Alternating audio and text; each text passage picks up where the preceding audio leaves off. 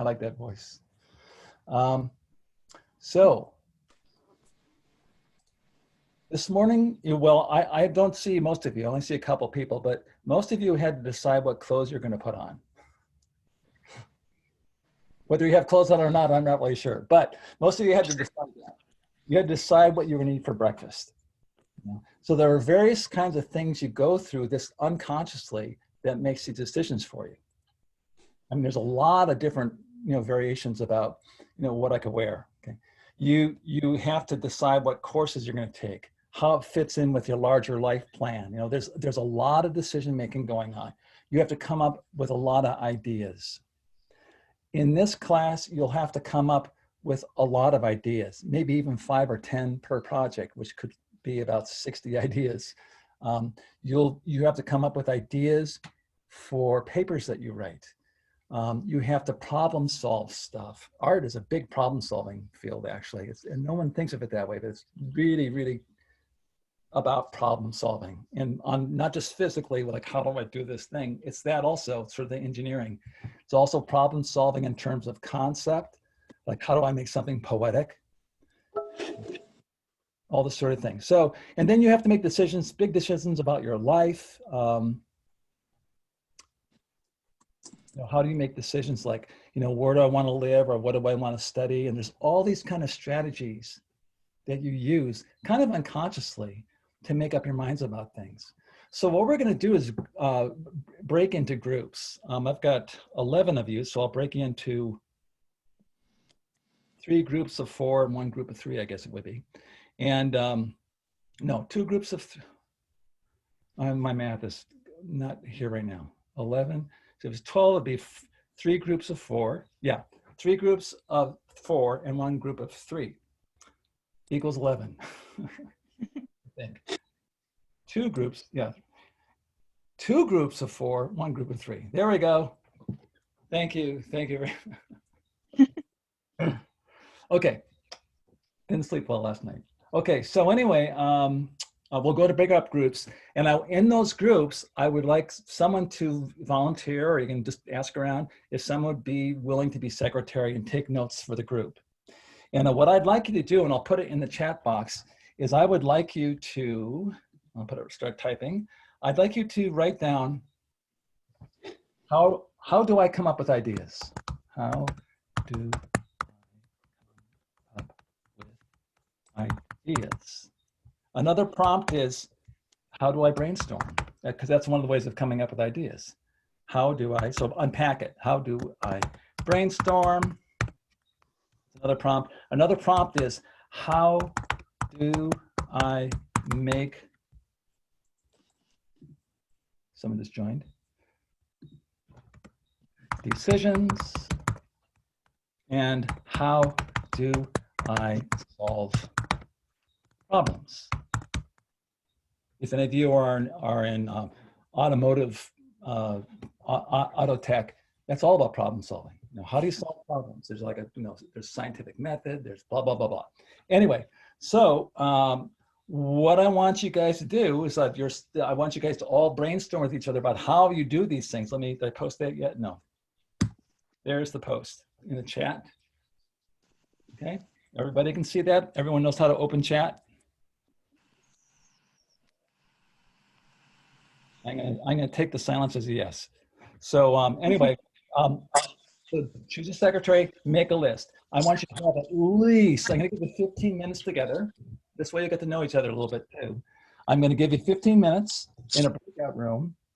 And I want you to come up with at least 10 ideas, at least, of how you come up with ideas or problem solve, whatever those prompts work for, whichever one works best for you.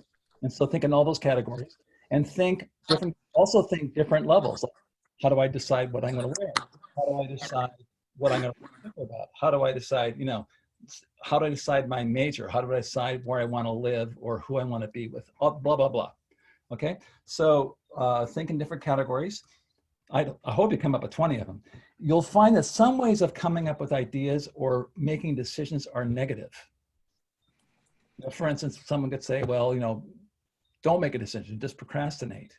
Well, that is making a decision. Something You will end up with something if you don't make a decision, but that might be seen as sort of negative.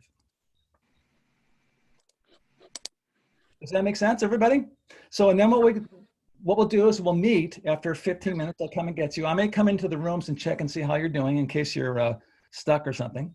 But you really want to kind of maybe even think and write fast. Just, you know, you have your own strategies. Each one of you has different things that work for you. Okay. So I might come in and see if you need help and if you're stuck. But otherwise, you're on your own for, it's now 10:46, 10:47, 9:47, sorry. So about a few minutes after 10, we'll come into the breakout room and then we'll talk about it. And each group will present. So we'll have three or four presentations here. I'll figure that out. And then and we'll go from there, okay? Any questions before I put you in your breakout rooms? And I hope that all of you participate. Otherwise, you know, it gets kind of boring. And it's a good way to get to know each other a little bit too, okay? And this is good stuff. This is minding yourself. You might not know, you haven't really maybe unpacked how you actually come up with decisions or ideas or any of that. So be specific, okay? The juice is in the details. Okay, here we go. Breakout rooms. And I'm also going to pause. Let me pause first. Pause the recording. Alrighty, so each group will present. We have 3 presentations. And you can choose a spokesman, maybe the secretary who took the notes can do the talking or at least introduce it. But it's fine for all of you to chime in. I hope you do. Especially if it might have been your idea, you can sort of unpack it for us. So the unpacking is really the important thing. Yeah, maybe you already did. We'll see how it goes.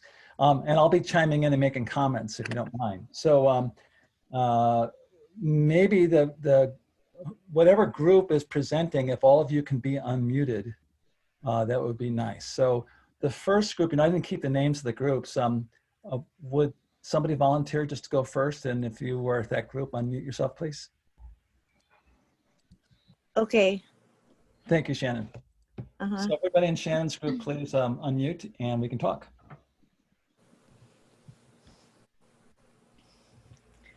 Okay, so like basically we just came up with like some for like how we come up with ideas, and then also just how we come up with decisions.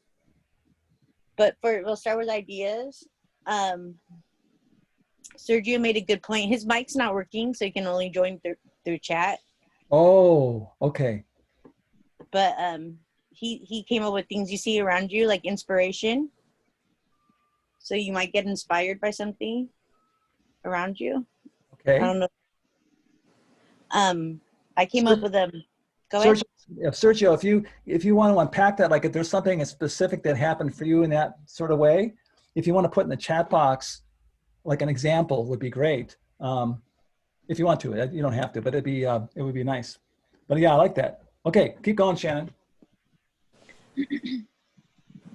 Okay, yeah, he said he'll type. Yes. Another one we came up with, or I came up with, was admiration. So you might see like a piece of art or anything, maybe somebody like what they're wearing or something they have, and you might admire it and want to replicate it. So you might want, so it's inspiration. So being inspired by stuff around you, yeah. Yeah. Very good. Another is like, I guess is another way to inspire is like watching TV or something like that. Okay, can I ask you a question about that? And this goes to Sergio's comment about being, you know, inspired by something that you see. So there are things in all of those examples of either, you know, you see something on TV or see something that someone's. Here's Sergio. So if you like watching TV show, there's a prop in the show that has always caught your eye, so you try to recreate it. Great example. So what's the common denominator of all those things, of TV or what someone's wearing or something around you in the environment or seeing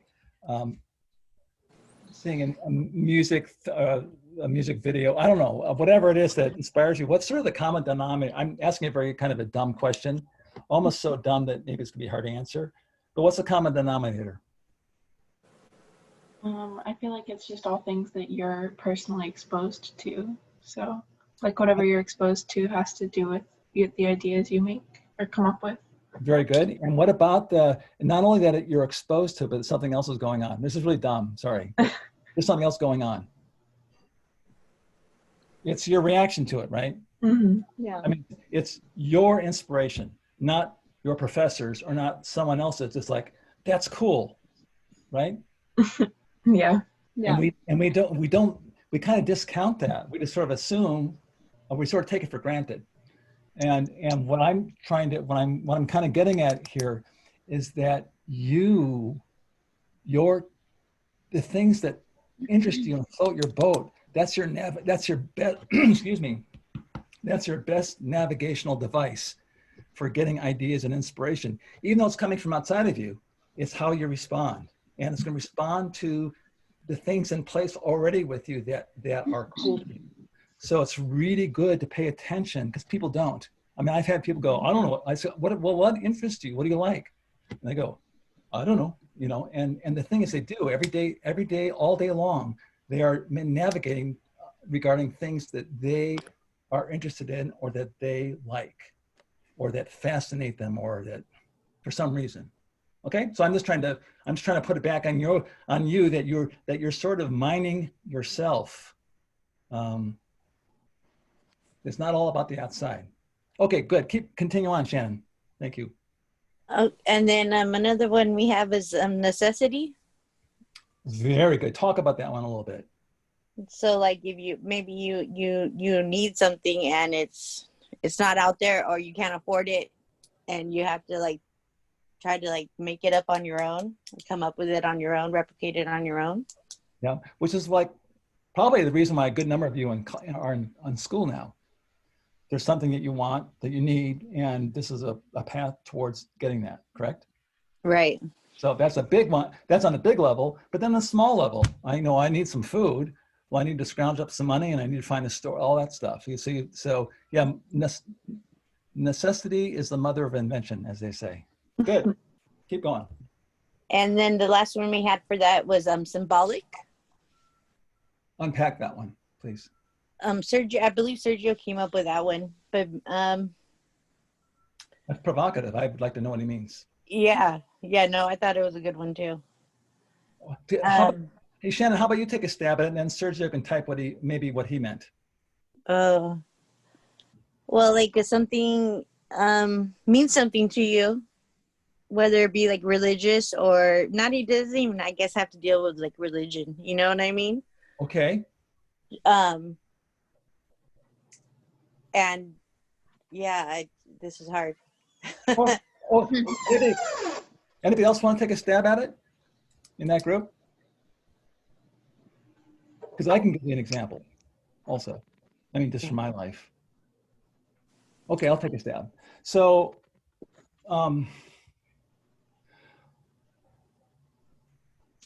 so let's say I had a dream, and in it there was a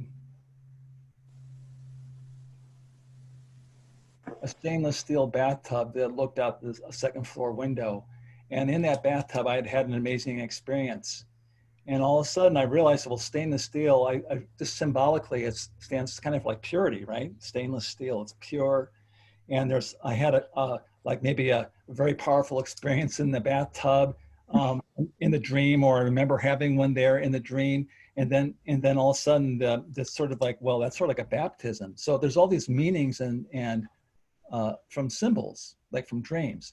Or let's say you had a really good time with someone and you went to the ballpark with them. And so the ticket to that ballpark for that day means something to you, and it's like becomes a power object almost, or it means something to you. And from that, it can take you on a whole narrative. I mean, it could lead to a bunch of ideas actually, of things that inspire you, of things that mean something to you. Does that make sense a little bit? Yeah. Yeah. So Yeah. So we all have a bunch of things that are symbolic for our lives that are important. And those are, yeah, that's a rich place to look. But you have to kind of, I would recommend, if that interests you at all, is that you kind of inventory that, like what kinds of things are symbolic for me and how come, and what do they mean to me, and see if it takes you somewhere, you know? I think journaling like this is really important. It can really take you places that you don't know of, it's not conscious yet. So I like that symbolic one. Okay, keep going. That's what we came up with, like, for ideas. Okay. Uh-huh. Keep going then. About you said you had something with problem solving maybe, or Decisions. or decisions. Yeah, go ahead. Yeah, so just like research, when you're trying to make a decision, you research it. That goes in with weighing out options, like pros and cons. So like from there, you would make like a pros and cons list, maybe. Good. Um, Could I ask you different ways of researching? yeah. Weighing out. Everyone can chime in. Go ahead. Yeah, to research, like you could read about it. Okay. That way. Like I said, weigh out options, pros and cons. Okay. That's kind of like researching yourself. Right. What other You can ask other people. Excellent. There you go. Ask friends and family. That was another one. Or like an expert, or like if it has to do with school, you could ask like the teacher which one you think would be better for that specific project or whatever. It depends on the situation. Very good. Right. How about Googling Yeah. or going to the library, or yeah. And I like to talking to people. I actually probably talk to people first more than I do going to the computer. But yeah. Yeah. Good. Okay. Yeah, I'm making a pros and cons list. Good. We'll come back to that maybe. What else? Well, I don't know if this pertains to the research, but another one, a way to make a decision is what's available to work with. So, Excellent. like unpacking that's like, so if you have to like decide what you're going to wear in the morning, like what's clean, what's not, you know what I mean? Very good. I love that. It's sort of like, if you get lemons, make lemonade, or Right. Yeah. What's available. Very good. Yeah. So like, if you're like hungry, do I have it to cook? Do I have to go buy it? Like, you know what I mean? Yeah. Speaking of that, like especially during this these quarantine times, we try not to go shopping very often, just for exposure. And so at the end of 2.5 weeks, we're basically on fumes. I'm going through the thing, and I make the most creative dishes at that point. I mean, they get right. They get really weird, but they're really tasty. It's just like so that's fun. Okay, good. Keep going. And the last one I wrote down is the one you gave, because I'm really bad at procrastinating. Okay. So yeah, I'll sit on stuff to the last minute sometimes. Yeah. Me too. Also, even if I've done some of these things, like I make a pros and cons list, I still can't make up my mind, and I feel I feel a little bit stalemated. And there are things to do after that maybe will come up in the next group. If that doesn't come up, I will I'll volunteer it later. Okay. Yeah, because I don't know if anybody else has had that kind of thing where you put down all the pros and cons, and at least it's clear. It's sort of like you're giving the computer, the information that it needs to make a decision, but then nothing happens. Again, I still don't know. I still can't figure this out, or nothing's really popping out at me right there. So we'll talk about that. But yeah, it's actually very necessary. I think any kind of inventory like that is revealing. Which is good. Okay, good. So that's it for you guys then? Yeah, that's it. Good. Okay, the next group, please. I'll go. Yasleen. Yeah. I said it right. Okay. Yeah, you did. Okay, so our group, what we talked about on just how to come up with ideas and just decisions in general in life, Okay. I feel like what affects more in our decisions, we talked about how emotion has a lot to do with decision making on something instead of like logic. I feel like those feelings have a lot to do with our decision making. And then and not only just positive ones, but fear also. Yeah, but fear also, I feel like that has a lot to do with just making the decisions we do in everyday life you know, something that we might be scared of may, you know, hold us back from doing something because we're scared of the outcome. Yeah. But Um, that's legitimate though. I mean, we all have that. And I mean, I think that's kind of like a bad way of coming up with a decision, is letting fear rule you. yeah, just emotion in general. Yeah. But sometimes you need to wait until it's the right time, you know?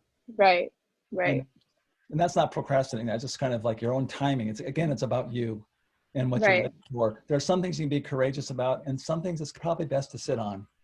right. But anyway, okay, keep going. That's good. And then we also said morals, knowing what's right from wrong in the decision making as well. Excellent. Yeah, it's a really good navigational tool if you know what your values are. Right. And then Devon, she also brought up willpower, either like, you know, same thing, kind of extending on the procrastination. If you're feeling lazy or productive, I feel that also has a lot to do with the outcome of your decisions. Yeah. And the ideas as well. Yeah. You know, one thing in regards to that, I'm still learning this in my advanced age, is that sometimes just taking one freaking little step, you know, just one thing will start the ball rolling. Whereas if you don't take it, it just seems like massive and it's so kind of overwhelming, you can't do it. But if you just do one thing and just keep kind of following your nose, it's actually pretty easy. And that I still learning that. It still doesn't seem like that until I take that stupid first little step, but good. Right. So willpower doesn't need to be like big willpower. It can just be enough just to get you, to get you going. Yeah. Like we also talked about confidence. You know, having confidence in doing something also has a lot in effective decision making as well. Like, I don't know like what example, but I feel like what's an example for you, like something in confidence that would have to do in decision making? Well, it could just be as simple as asking somebody out on a date, even, you know. Right. If you don't have the confidence, you won't do it, and if you do, you will, and you won't know unless you do. So, right.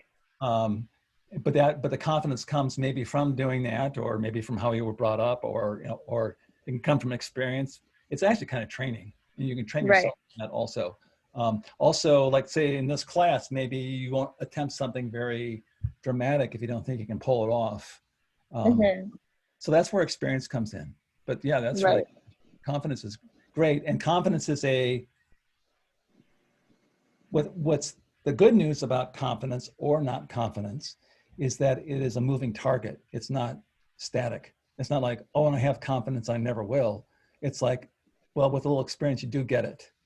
And if you don't, and it's that kind of thing. So it's actually malleable. Right. It's like you won't know until you do it. Exactly. Yeah. And then one last thing we also talked about, I also brought up how, like, for example, there's a lot of students that, you know, are full-time and they're also working. And there's some people that are also part-time students and working full-time.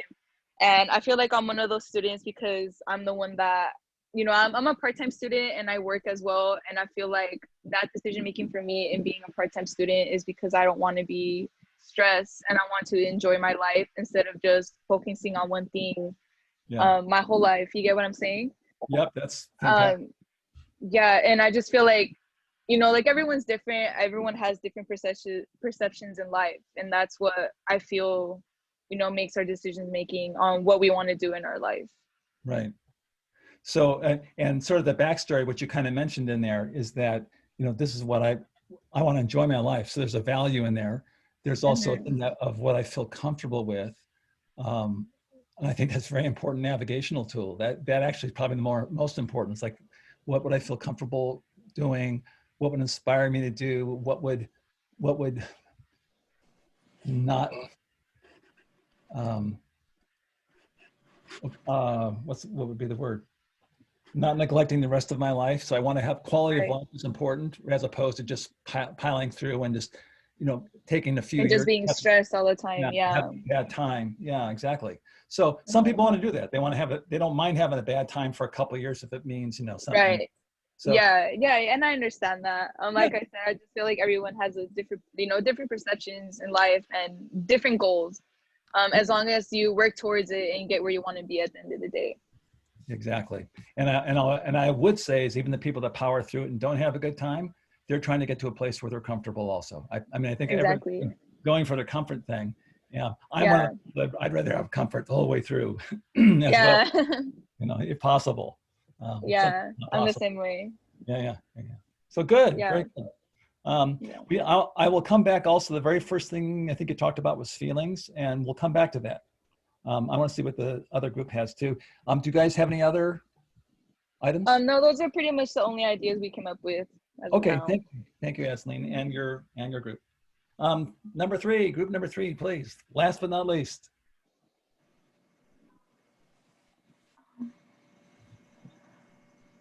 Is that my group? Yeah, I think there's only one other group. Yeah. Oh, okay. So for how do we come up with ideas? We answered. One of us felt that they just came sporadically, and the other felt that it was from looking at different ideas and mashing them together. Very good. Both of those are fascinating, actually. Can I? Do you want to talk about both of them, or is that enough? Do you want to say? No, you can go ahead. So the first one's sort of random, like ideas just come to you. That sounds kind of like, I mean, some people call that kind of like, well, lazy or not involved. I think that's the way ideas come to you. I think they are kind of random. I think they do come to you. I think it's kind of like when you're trying to remember somebody's name, you can't, and then you just let go of it. And about 5 minutes later, boing, you know, it comes to you. And I think that's the way good ideas happen. I mean, you give the information to the computer, you know, like you remember the person's face and how you know them and blah, blah, blah. And you try and it doesn't work and then you let it go and then all of a sudden, boom, it comes to you. So I think ideas do come rather randomly like that. The second one is really interesting because it's taking the ideas out of their contained box. So like, you know, how does,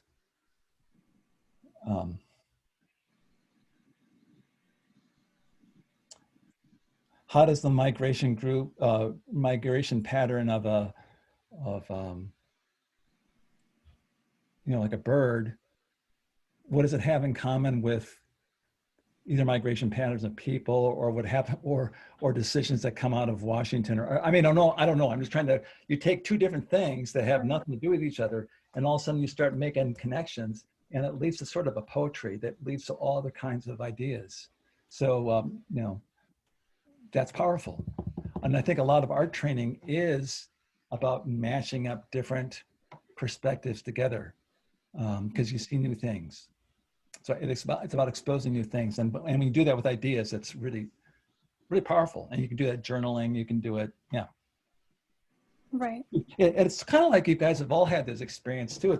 I guess it's a little bit like synesthesia, is that what it's called? Where if you're really tired, all of a sudden you start hearing things that you see or seeing things you hear, or that, you know, the senses kind of get mashed together, like in a little bit of like a in-between dream and waking kind of thing.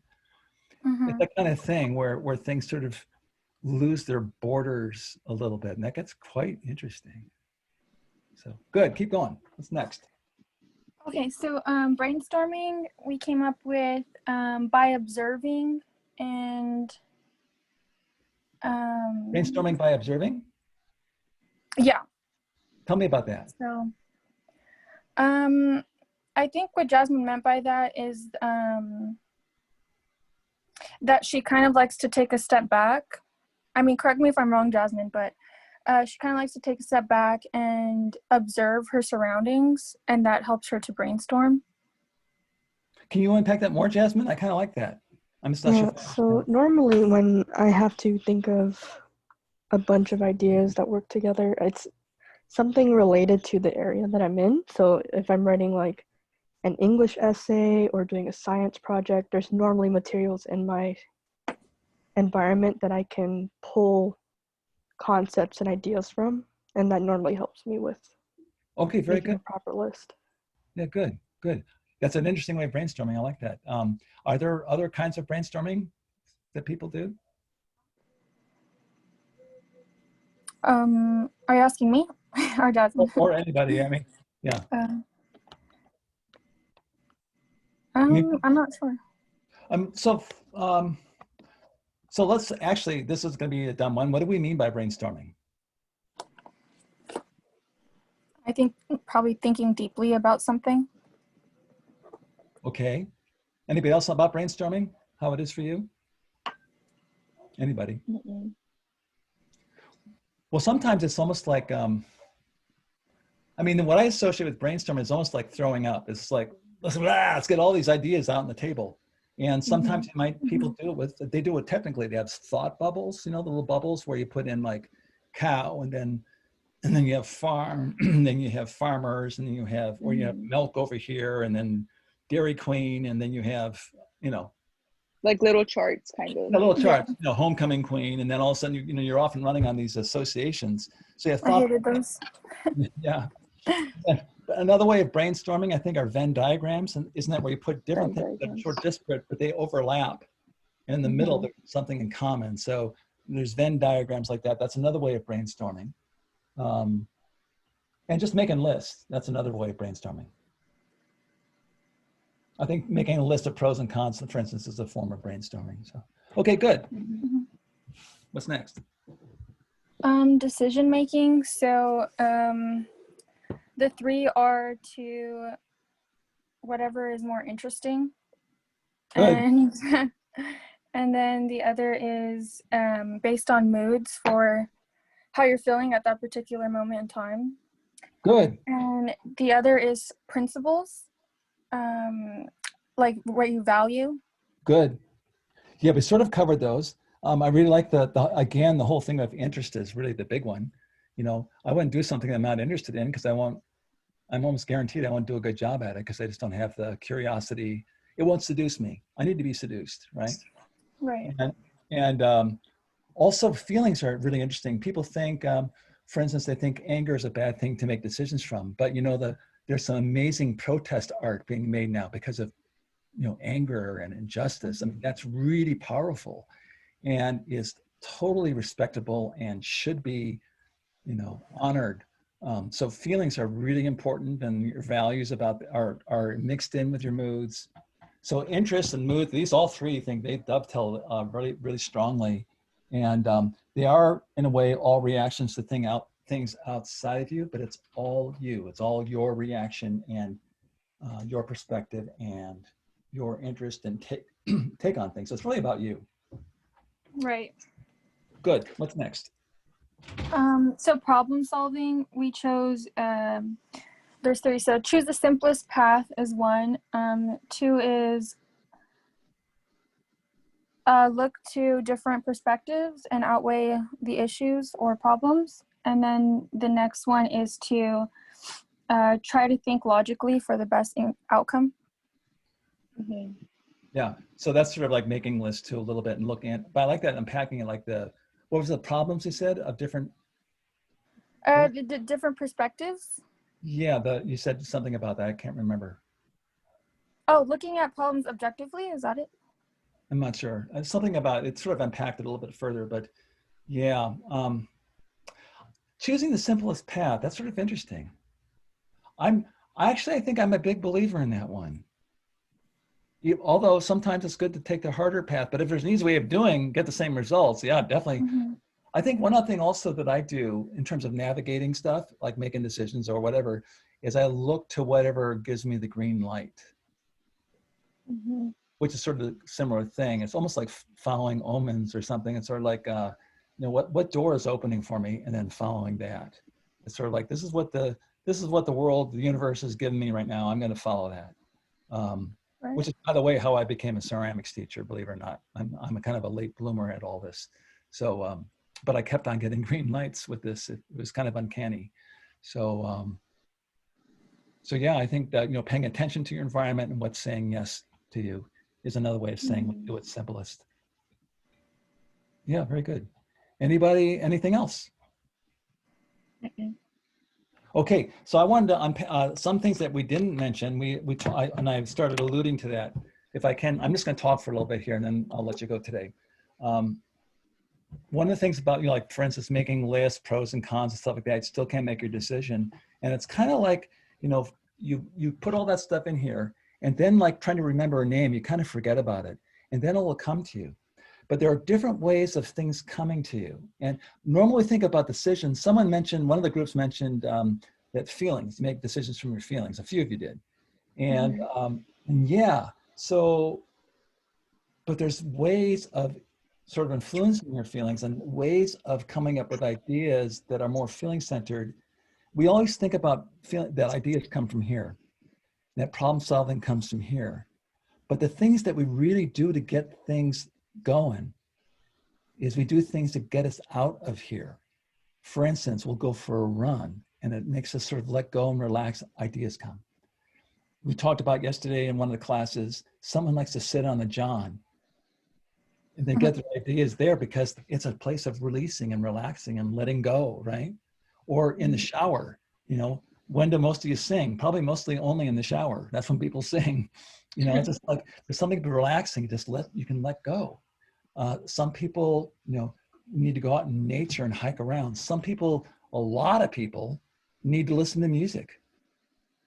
Not only to get ideas, but then to implement them. It kind of gives. And what's happening with all this is it's getting you out of your head and getting you into a kind of flow, especially kind of with music, but also with water or running or anything in nature. It gets you in sort of a flow state so that things come to you, right? It's like making the conditions, is like, this is the way your garden grows. You make the conditions right, give it water, blah, blah. In this case, you do it by kind of letting go of the issue and letting things come to you. Which I think is very interesting because we don't think of decision-making that way. We don't really know how thoughts come to us. They appear. And you can help it along by all the things you guys have mentioned, all the techniques and lists and research and talking, etc. You know, that gets the issues so that you know what they are. And then from there, it's a matter of sort of entering some kind of flow to make the connections or to. So I wanted to say that sometimes someone needs to drink a beer, you know, or whatever like that, and just lets them let go so they can get ideas, you know. Not that I'm advocating beer or smoking pot or any of that, but it helps people sometimes. So I wanted to throw that out there as kind of that I think a lot of decision making comes from flow and putting yourself into that kind of a letting go state. Does that make sense? Yes. Yeah. Okay, good. So it's not all just mental hard work. It's actually kind of fun. Now, the last thing I want to say about this whole thing of coming up with ideas is that I used to have 2 copies of a book called How to Come Up with Ideas, written by an advertising executive. At this point, I would be reading quotes out of the book to you. Unfortunately, a couple of my adjuncts, I think, borrowed the books and I never got them back. But I do remember some of the stories. So I wanted to tell you a couple of those. And it's really cool coming from an advertising exec because their job is to come up with ideas. That is their job, is ideas. This guy, this author, advertising guy, he gave workshops. And in those workshops, he used to give the attendees, other advertising people, the assignment of coming up with a billboard that advertises a Swiss Army knife. And they had 24 hours to come up with one billboard. And he found out that like maybe 100 people attended, that everybody, all these creative people had overnight to think about one idea for a billboard, and only about 25 out of 100 came up with one idea. So one year he decided to change the parameters. He said, okay, I want you to have 10 ideas, and I'm going to give you an hour over lunchtime to come up with those ideas. And just by making that parameter that there's more than one solution to a problem or more than one idea you can get, just knowing that and framing the assignment that way, after lunch, all 100 of them had at least 10 ideas. Some had like 25 or 30. So in other words, if you know that there's a lot of solutions or a lot of answers and there's not just one rigid way of doing things, if you know that, it gives you a whole bunch of confidence to go looking for those. And so I want to impress upon you that there's more than one solution to problems. Oftentimes, especially if we're new to something, we'll go, okay, well, I guess I'll make this and I'm done. You know, it's like we don't take the time to say, hey, I can make a bill. There's nothing. There's a bazillion things I could do here, right? And workarounds and all, I mean, you come up with all kinds of different things, but the whole thing is more than one. There's many solutions to any problem, many ideas you can come up in regards to one topic. Another part of the book talks about how people come up with things by accident. But they'll be exploring something else. You know, Scotch tape, for instance, was discovered by accident when they're looking for something else. And all of science is rife with examples of funny things like glue coming up while they were looking for something else, or electricity. And it's actually kind of interesting. So, and then another part of the book, they talk about that if you look at children and study them, how they find out about things, how they make decisions, how they problem solve, that their whole life is about that, because they don't know what's going on and they're experimenting totally. So they never really it's like a kid doesn't sit there cussing himself out for not knowing how to walk. They just keep at it, you know, and they're getting feedback and do it more and they're playing at the same time. And play is huge. So a lot of coming up with ideas, it'd be really cool to adopt, instead of a perspective of pressure, is to adopt a perspective of play. And that's powerful. Play is really powerful. All humans love it. All animals love to play. And so I would approach it. I think play is a really good thing. And then the final story is he talks about this. It's from a book called Zen and the Art of Motorcycle Maintenance. There's a girl in fifth, I forget what grade she was in, probably junior high, I think. Anyway, she was told to write a 5,000 word essay on the United States. Next day, nothing. So the teacher said, well, how about, they were in Bozeman, Montana. He goes, how about writing about Main Street in Bozeman? 5,000 words. Couldn't come up with anything. Then he said, you know what? I would like you to start with a brick on the opera house in town, or the theater, whatever it is. And I want you to go to the far right corner, bottom brick. Start there. I want you to write about that brick.